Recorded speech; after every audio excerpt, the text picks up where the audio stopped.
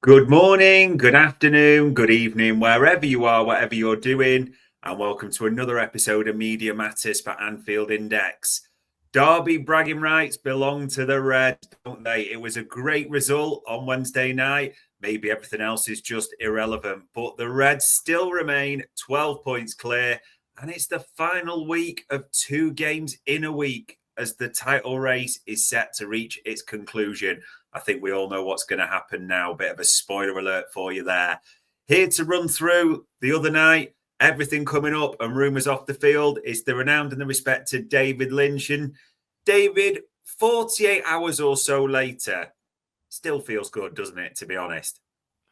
Yeah, I think a lot of it as well. Obviously it's one of those that kind of stands out in the running, doesn't it? Of like, potentially that could be tough. It's always a derby, so they can be tight. I know Liverpool's record generally is very good in Anfield ones, but you think about the Origi one, or Yeah.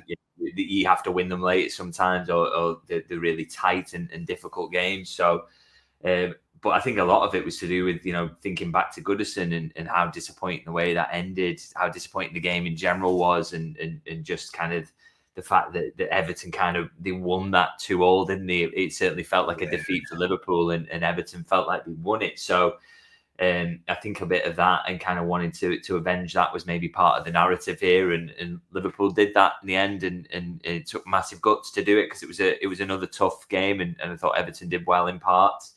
It made it really difficult for Liverpool, but yeah, they got themselves over the line, and actually on top of the kind of narrative around the game itself and it being a derby and Goodison and everything that had happened there, of course, it was the fact that Liverpool were coming in off back-to-back defeats, which they hadn't experienced this Yeah. season. And you throw in that it was a cup final, it was a Champions League exit, so it was all it felt like a really big, really really big game, and I think Liverpool really showed up and deserved to win in the end. Yeah, it did feel that way. And especially at this stage of the season, it does just feel like results more than anything. And the magic moment is on the screen, Diogo Jota and a 1-0 victory. But I suppose the big thing about that night, which is kind of punctuated all season, it's the story of the first half, not the best. Arne Slot working it out on half time. Second half, he works it out. It works out. It's just been rinse repeat for the season, that largely, hasn't it? Yeah, and I kind of wonder whether it just, he's spoken about it a lot, hasn't he? That teams kind of seem to come up with something different every time. So it's a case of kind of working out what that is, and just trying to keep the game balanced up until you get to half time, and then you can work a few things out and sort that. I'm not sure that was necessarily the case here, really, because I don't think Everton did anything different to what they did at Goodison. It was, No. they want to ping the ball forward in the air as quickly as possible. They were aided a little bit by the wind, by the way. I thought it was a really underrated element of the game, just how windy it was at Anfield, and that was clearly causing havoc in terms of for the centre halves dealing with long balls. But yeah, it wasn't like they did anything that was particularly surprising, really. But I think what Liverpool did and Slot did when they got in at half time, I guess the message was just to play a little bit more football, Yeah.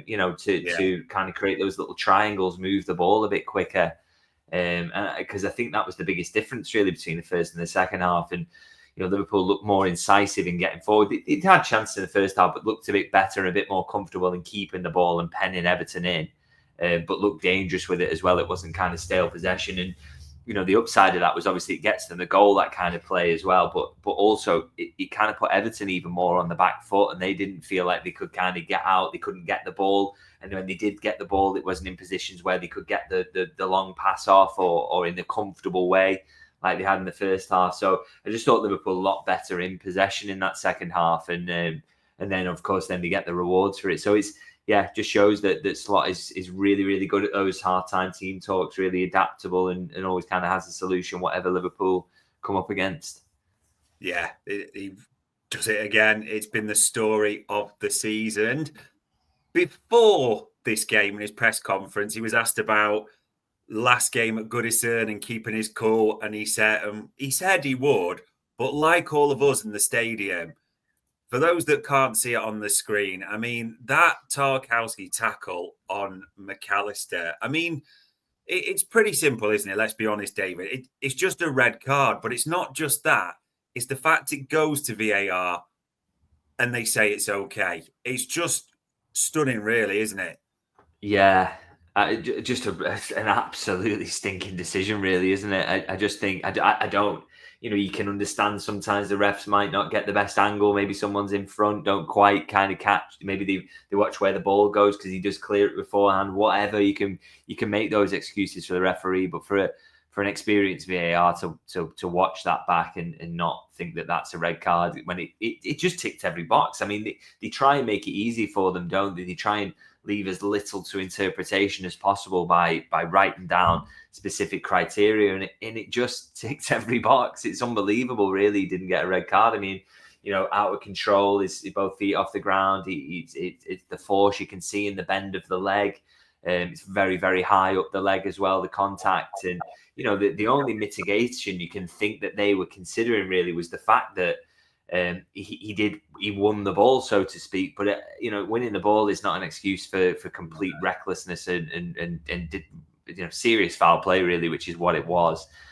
So yeah, pretty stunning, really, that he didn't get the red card in the end for that. It just was, and there's just no other way of kind of wrapping that one up. A pretty shocking decision, and it would have been, would have made Liverpool's lives easier. I guess it's easier for the manager to be kind of, okay, these things happen after the match when you win a game, and it's easier to not sound like you're saying, you've got sour grapes or whatever. But it's a crazy decision, really, because it was absolutely a red card. Speaking of what may be considered sour grapes as well, David Moyes was adamant post-match that the goal shouldn't have stood. It was offside. As per the way that they've come out and the laws are explained, there's nothing wrong with that goal, is there? No, absolutely not. And it's quite funny, isn't it? I mean, this is managers all over, really, just being able to change the focus away from the fact that the red card, not even discussing that and actually talking about the goal. And the thing is with the offside around the goal is kind of fundamentally, I actually agree with David Moyes, and I think Arne Slot said pretty similar in that it probably should be offside within the rules. It should be, because it's a little bit unfair on Tarkowski there, isn't it? He has to play the ball, and yet, if he does play the ball, then he's obviously putting himself in that situation. But he can't just let it run through, because you can't be constantly sure of who is offside or onside around you. It's probably unfair to put that on the defenders to do that. But the fact is, within the law as it stands now, it is a goal, and you just can't. What can you say about that? That if similar situation happened to Liverpool, I think we would say the same. Look, it probably should have been, but that's the rules. So it was, by that measure, it's good refereeing, isn't it? At the end of the day, to give the goal, and one of those where you just think that's a little bit hard lines for Everton, but it is what it is. And also, I would say as well, I've seen dodgier cases of that happening. It's not like Diaz doesn't make any movement towards the ball. He's stood completely still. He doesn't dummy or feint or give any impression to Tarkowski that he's going for the ball. So, maybe he should have had the wherewithal to maybe leave it behind him, but he didn't. And Liverpool fortuitous in some regard in that circumstances, but it still took a lot of scoring from there. So I don't think Everton can be aggrieved at that one particularly. As I say, it's the rules, so you got to kind of accept those ones. And I suppose the final one, because we're both in the main stand for this game, so we get a good view of it. I know the ref's kind of blown already, but Jordan Pickford wipes out Darwin Núñez, doesn't he, right near the edge of the line? I mean, Jordan Pickford's got form for wiping out, should we say, Liverpool players. But did you not think, you're surprised he didn't have a look at that? And Núñez gets a yellow card as well. Yeah, I think the one with this, I think the referee on the field should be given the yellow card there. Once it goes to a review, I think the ball is close enough that you can say it's a genuine attempt to clear the ball, and he thinks play is ongoing or whatever. But it's definitely in the reckless category, which is what Tarkowski's was judged to be, which is insane. But rather than serious foul play, so Pickford absolutely should have got a yellow for that. So of course they can't review yellows on the VAR, so I get why he doesn't get one in the end. But the referee should be seeing that. I thought it was part of a generally very poor performance from the on-field referee. By the way, I just thought he was shocking, really. So. I think they got that one wrong in terms of it. It probably should have been a yellow card rather than a red.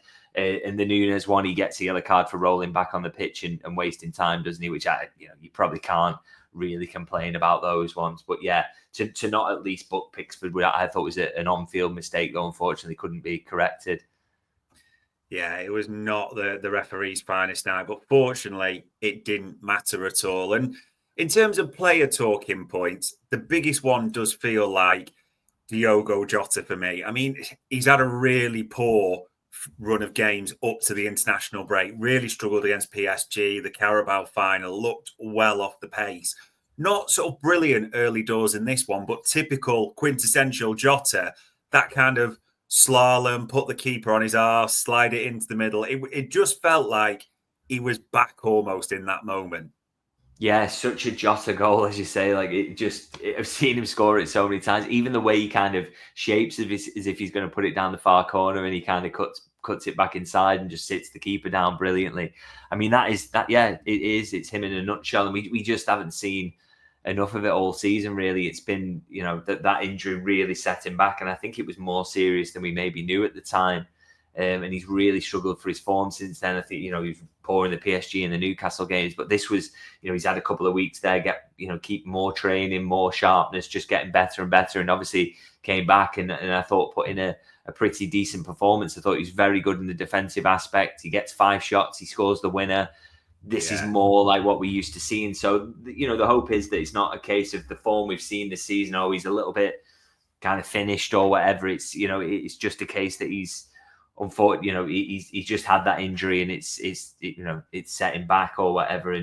But when he is fit, he can get back to full fitness, he can be firing like this, that he can be the best version of himself for Liverpool. So that's definitely what we saw against Everton, which was really pleasing to see. And I hope, we've spoke so many times about nobody really nailing down that starting spot. So hopefully he can over the remainder of the season get a few more goals. Really.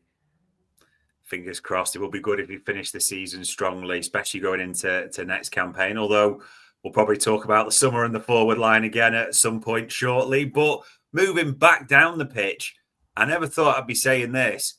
Curtis Jones at right back, not Trent, not Bradley, not his game. But what a performance, to be fair. Yeah, it did really well. I thought it was a brave decision from the manager to go for it. Obviously, you could go wrong, but I think a lot of his thinking will have been, how has it worked in recent games? And Quanta at right back against Newcastle, I just thought it was too easy to press. They were too easy to close down that passing lane, too easy to get at the back four and stop them progressing the ball. And if you put 2 markers on McAllister and Gravenberch, it gives Liverpool real progression issues. So that's something to think about, by the way, going into next season. It's a massive, massive factor.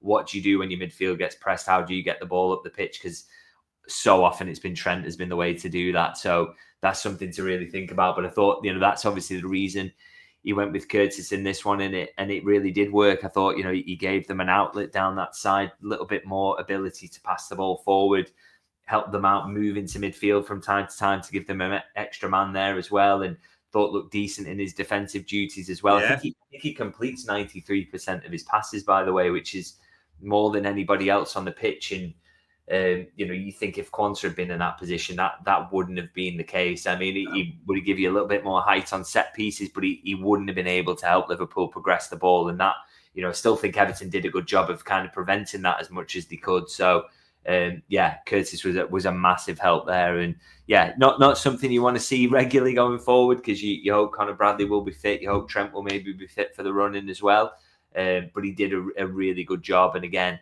he's maturing as a player so much, isn't he? And he's capable and he's versatile. He can do those sorts of things. So really, really good to see that aspect of his game.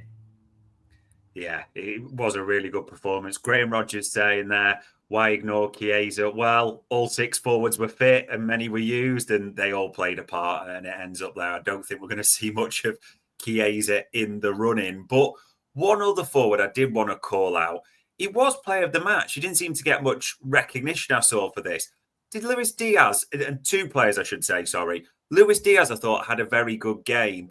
I don't know if Virgil had a Madri before the game, but he just didn't seem himself either.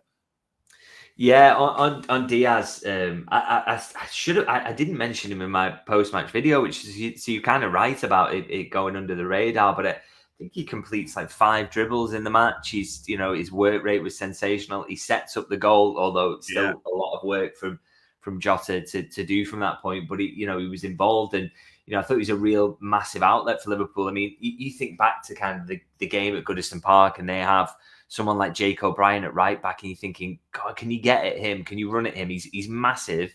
So any aerial balls you're done for. But can you get him in one-on-one situations? Yeah. And Gakpo actually starts that game on the left-hand side, doesn't he? And as good as he's been this season, he's more of a kind of arrives in the box as a goal scorer rather than an out-and-out dribbler. So I think that worked in Liverpool's favour to have Diaz, because he loves standing up his man, can go left or right, and Jake O'Brien, for all his qualities, he's not someone who's great at stopping dribblers running at him. So, I thought that was like a poor matchup for Everton, really, and really helped Diaz in terms of have a big impact on the game. And I think he did. And like you say, he did go under the radar, really. And in terms of kind of other performance, I thought, like you say, Van Dijk, I actually think the wind, I thought the wind was the massive factor in that. He misjudges balls that he wouldn't usually, particularly in that first half, and he kind of calmed down in the second. But I thought that was a factor in it. But otherwise, I thought he actually kind of played well in the end, apart from a couple of high-profile mistakes early doors. And then, I really liked kind of Ryan Gravenberch's performance as well, because he's not been, I think his level has kind of dipped recently, and some of that fatigue set in. So it was good to see him back. But there were, and we already mentioned Jota as well. So and Curtis, of course. So a few good performances in there, because it was overall just a very solid performance that Liverpool, they deserved to get a win from. So if you've got one of those, then a few of you have got to play well. And for anyone that wasn't there, the wind was insane at Anfield on Wednesday night. It really was swirling around. And if the cameras picked up on that, and the reaction afterwards, you could sense it like in the stadium, sort of as time ticked on and that last Everton corner was cleared. There was almost a let off, I'd call it, at full time. It did feel big. And I know we're probably going to win the title anyway, regardless of this result, you could say. But did this just feel like that United Salah moment when he whips his top off? This was almost felt like a confirmation for me somewhat. Yeah, it definitely felt big. I mean, it was interesting because I kind of caught the Sky coverage when I came in from the press box, having done my video, and so I heard Kelly Cates say, oh, well, the players kind of, they're very much kind of keeping their heads down and not getting too much into it. I actually disagreed, really. I think if you watched the pitch at full time, you see from Van Dijk, Kelleher, a few of them really just really going for it and really celebrating the win. And I think obviously it's a local derby, so they're very much into that and they want to embrace the fan side of that. But I think also because it was an important win for them in the context of the title race. As you say, maybe a little bit of confidence shaken after the back-to-back defeats. They've had such a long time to stew on that. Everton caused them problems in the game. They caused them problems at Goodison. They would have loved to have put a spanner in the works. So it was a massive game in the end. And they'll be absolutely kind of delighted that they seem delighted that they got over the line. And I think that just mirrored what you saw in the stands as well, is that the fans also, the let off for the goal was massive. The way that full time was greeted was massive as well. I think everyone knew that was, as much as the title race is effectively done, you've still got to go and win the games, haven't you? So, they did that, and I think that's why they were so pleased about it, because they knew how important this one was. Yeah, and fingers crossed.